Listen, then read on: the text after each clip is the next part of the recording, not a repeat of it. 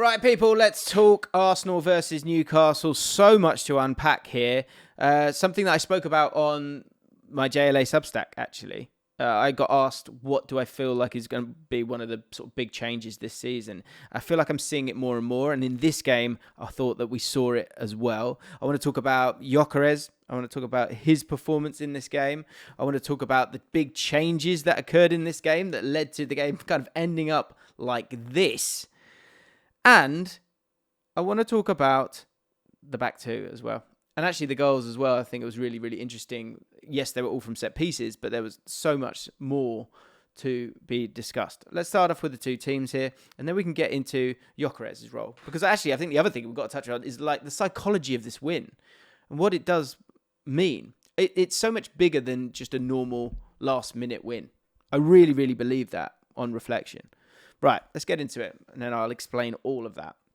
Because these are the two teams, and as we know, we were expecting, Newcastle to defend it the way that they naturally do. They're going to have that mid-block, have that five, but you've got the likes of Bruno, Tonali, Joelinton ready to snap in. They're going to be physical. They were physical.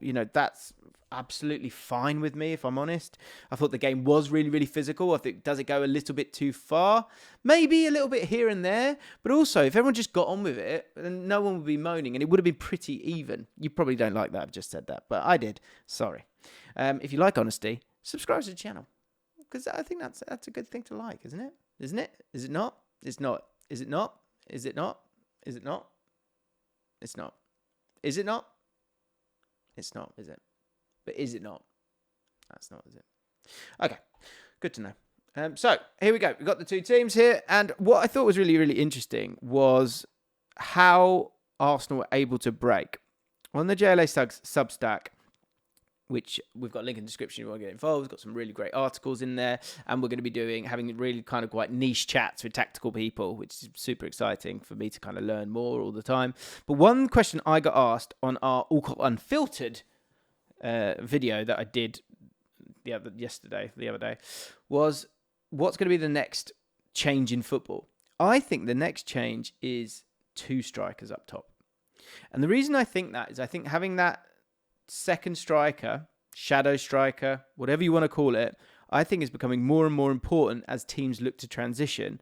Thomas Frank spoke about it a year ago. He's been doing it for a long time, but you're seeing it up and down the league, and you're seeing it more and more. And in an away game like this, the use of Gyökeres, having Eze with him, was absolutely huge in this game, I thought. And it led to them having a lot more access into central areas. But also you had someone who could get you up the pitch. Because in transition, it was one where it did a lot of good for Arsenal. And I thought Gyökeres in particular really, really sort of stood out for me. So this is Arsenal kind of when they, were defending. And Newcastle were kind of going for it a little bit here. And the ability for Gyökeres to be able to make that run, be that backboard, but both drive in behind into the channels, or also be a target man. I thought it's so basic and traditional, but it's so useful. But it is pointless if he is all on his own. But having Eze as that sort of central attacking midfielder or second striker, let's say, and he was told to sort of get up there and help him and be in and around him, it led to so many great moments. Let me show you exactly what I mean. Because let's go through it, because there's loads here. And I think there's good bits and there's bad bits. And that's what I want to get into with Gyökeres' performance here. Because him being that target man, this is a break that I think Timber's been able to play the ball to him. He's that backboard. He takes centre-backs out of position. But if you don't have someone in this area here, it's all a little bit redundant because you're not really hurting the opposition. But in this moment here, you see one little pass, and it makes a huge difference in terms of attacking the game and hurting the opposition. Because as you can see here, so this is him getting on the ball, laying it off. Then you've got someone as brilliant as Saka who's able to drive and get into those central areas. And the crucial thing here is having that second striker. Now, Eze is not going to be a target man, right? That's not what he's about. But the important thing is, the centre-back is now kind of redundant because he's being pinned. So now you've actually got 1, 2, 3, 4 against, in truth, 1, 2. So it was really, really useful having Gyökeres in those transitional moments to help you move up the pitch. Can Havertz do this?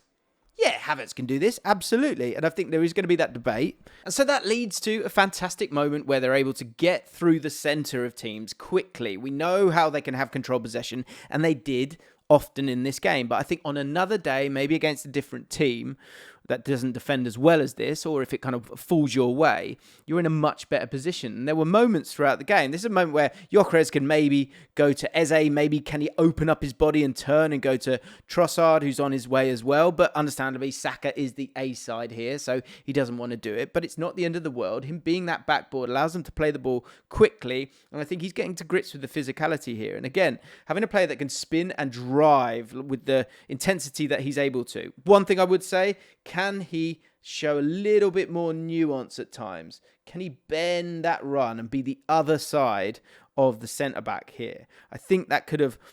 I mean, I guess the one thing that's good about being this side is that you're kind of keeping that centre-back honest so he doesn't cut across. So maybe it's a smart move. But if he does go across, then maybe he can get the ball himself and he's in. Because by the end of it, Saka now has to go down that side and he's not able to pull the ball back. Would there have been a bit different way of doing that where you're able to get into that area of the pitch? These are the little things that Gyökeres, because there are moments, it's not perfect, but it is getting better. There are shoots of hope here for Gyökeres. Yes, he's a little bit clunky, a bit cumbersome, but I think that's what's going to come with him. But there's going to be moments where you absolutely love every second of it. Now, the goals were interesting because I think there's a set piece setup that we're going to see more and more. And what it is this. So you saw it for both first goals for both teams. This is the corner, plays it off here. And the important thing is getting into this area here. Because from here, you can put a cross in and you can go towards that back post. I'll tell you what, I'll draw another one. Just go straight to that back post. And by hitting that back post, if everyone misses the ball, that's fine. But what could be even better to optimize it is, can you get all your big boys in a row here? And that's exactly what they did so fantastically for the goal Newcastle. But it's something that Arsenal ended up doing themselves as well. So here you go. You can see the cross coming in here. Okay, maybe it's not perfectly in that back line, but one where David Raya maybe can't come and get it, which is important here. But as you can see, big man, big man, big man, big man. 4 big mans in a lovely diagonal line. And it means that they can go and get on the ball and it's in line with the flight of that cross. I thought that was a really, really clever setup. And Voltemade himself spoke about how that had been set up in training. This is the other side of Gyökeres that I want to touch on. Because this is one where there's a lack of kind of nuance to his dribbling, I think, at times. At no point during this passage of play, and I think a lot of people might analyse this, does he make you think he's going this way at all, or truly slow you down to burst away. I mean, has he got that outrageous burst that he can get away from these big centre-backs? Because he's a sort of big centre-back himself in terms of his profile. Or has he got that blistering pace just to go? The problem he has here is I think he gets caught up a little bit where he kind of goes away right. And so the centre-back's completely in control. Then he tries to cut back for a second, then burst away. But all the while, I think we know that he's kind of staying on that right side. He goes, he's trying, but it's not totally fluent. And he kind of takes away all of his passing options by going down to that side. And it makes it easier for the goalkeeper as well to sort of cut down the angle if he was even able to get that yard. In the end, he tries to chop back onto his left foot, but Malik Chow by this point absolutely knows what he's doing, knows he needs to come back because he's not going to go around the side. And so that's the kind of the other side of Gyökeres in terms of him and his kind of, what's the word, just the sort of granular, subtle aspects to him as a player. What I really liked, and I can go back to that tactics board, you can see exactly what we're talking about now, is just a lot more central. This will be nice, won't it? Let's do a little diamond. A lot more central kind of occupancy, right? If you think of that line of Newcastle, getting inside it, and you've got players like Declan Rice who are happy to play that ball forward, like Zubimendi who are happy to play that forward. This is going to work really, really well for Arsenal. And this is the next iteration, I think. It's going to be really interesting. We'll get onto Odegaard's role here, because Odegaard's role in this game could be kind of the future of his role in this team. Arsenal fans have been gasping for this. Play it into that central area. I mean, on this occasion, it's Timber there. But it's interesting that at different moments, Saka was there as well, right? So he plays in here, pops it off, plays it in to Gyökeres. This is all nice stuff. Yes, it's a little bit clunky at the moment, but it's coming. He actually does well to get his feet out, and then the defender does really well to get back to him. And if he was able to play that pass, then Eze would have gone here. He would have played it to Saka and would have been in business. Saka could have made this little run here, but I think understandably thinks Gyökeres is going to get the ball to Eze just that little bit quicker. That will be the thing for Gyökeres. Can he play quicker? I think he can once he knows everything that's going on. It's a really good tackle by the end of it. This is what we're talking about with Saka. Far more central here. Trossard, far more central. We've still got that kind of diamond there, which is really, really nice, I think, away from home, because I think we know that this team can recycle, can do the horseshoe, blah, blah, blah. But we're bored of it, and teams have figured it out. So to have them concerned about what's going on in central areas is really important. Here, bouncing off, Eze doesn't actually do very well with it in the end. But again, it's good play, and it's the ability to move the ball quickly and move the ball forward in transition as opposed to slowly working up the pitch.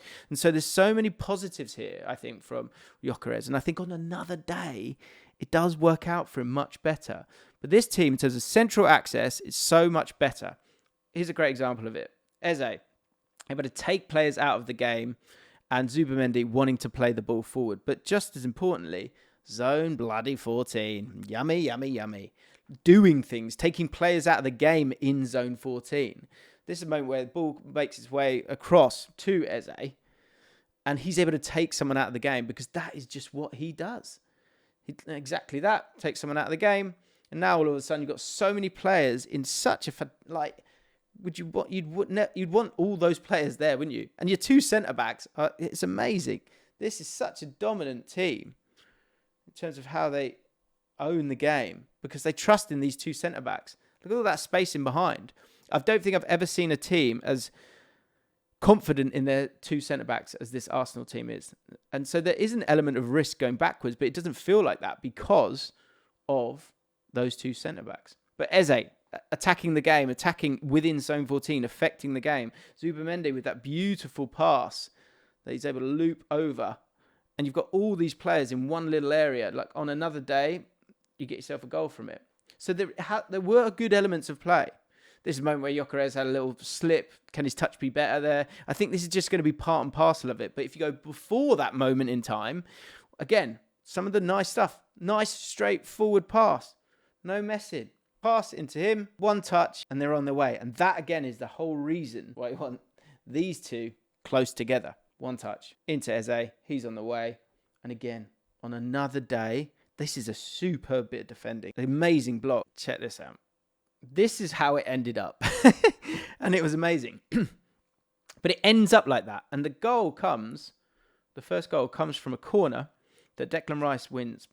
But he starts here. It ends up with him up here. And Odegaard is essentially on his own. And you've just got these three as your sort of base.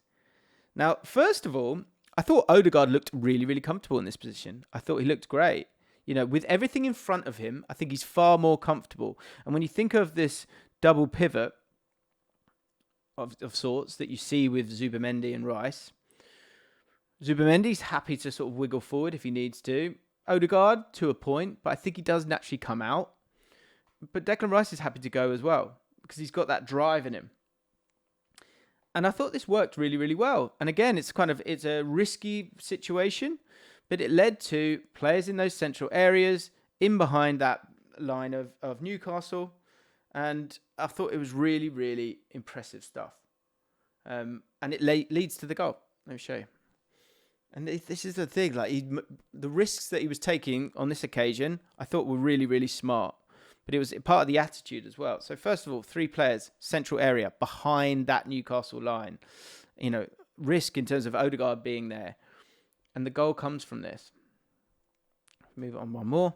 Declan Rice, this is sort of prior to it. Where Odegaard gets the ball, you've got your 2 centre-backs here, as we were talking about, and Declan Rice on his bike. And the goal comes from that. And what was really interesting about the goal was that the same idea as the first goal for Newcastle was in place. This desire to get the ball in a new zone here, which we've seen sort of several times, over the years. I think with Man City have been big on it, Brentford have been big on it. Getting into this area of the pitch, I think we're going to see this more and more. Make short corners, people trying to work their way to this area here where they can put that cross in and get that diagonal line to give yourself a chance. And that's what kind of comes. Moreno, of course, scores the header in the end into this back corner, but you got Saliba on his way into that area as well. Gyökeres is maybe like a second later. Eze, you've got a whole line of people there. It's really, really, it's something that we've seen for a while, but you see things kind of become outrageously prominent. I could see this becoming outrageously prominent. So better from Gyökeres. I like the shape in transition. They're still controlling possession like they have done before. Odegaard maybe in a new role. Declan Rice playing outrageously well. The back two being sensational in that second half. Gabriel being just outrageously elite. It is all, those elements are coming together. And that win at St. James's Park has been, it's been lacking, hasn't it? If you think of the year where you were supposed to get in the Champions League, or over the last few years, they've really, really struggled at St. James's Park. So to get that win in the last minute by being on the front foot and attacking, but also with an element of control, I guess, as well, I thought it was absolutely enormous. And I think you've got two teams here in Liverpool and Arsenal that are both sensational and will dominate a lot of games and score a lot of late goals. But this is going to go down to the wire, and there's going to be games where Liverpool kind of can overpower their opposition, maybe with a bit of individuality, but the wholehearted chemistry of that team is still building. I think you can see that. For Arsenal, there's an element of chemistry. One question I would chuck out to you guys, answer this for me. The two fullbacks, how do you feel about those two? That was one question I kind of had to myself. Look, defensively, sensational. The work rate of the two, absolutely sensational as well.